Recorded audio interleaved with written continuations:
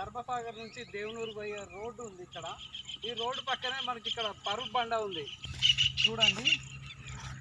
ఇది నవీన శిలాయుగానికి చెందిన నూరుడు గుంతలు. ఇక్కడ మనకి 1 2 3 4 నూరుడు గుంతలు మనకి ఇక్కడనే మనకు కనిపిస్తున్నాయి చూడండి.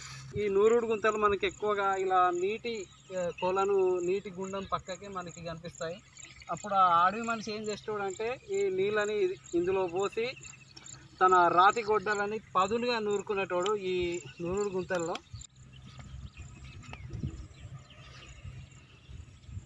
ఈ బెడ్ రాక్ సమీపంలో మనకు అక్కడ ఒక అందమైన ఒక వుడెన్ హౌస్ కనిపిస్తుంది. ఒకసారి మనం అక్కడ వెళ్దాం. నాటి నవీన శిలాయుగంలో కూడా ఆది మానవులు ఇలా గుడిసెల్లో నివాసం ఉండేవాళ్ళు చూడండి. ఇక్కడ ఏమైనా ఆది మానవులై ఏమైనా రాతి గొడ్డలు ఏమైనా దొరుకుతాయో చూస్తున్నాను. ఈ నవీన శిలాయుగానికి సంబంధించిన ఆనవాళ్ళ పక్కకి ఇలాంటి వుడెన్ హౌస్ ఉంటే చాలా అద్భుతంగా ఉంటుంది.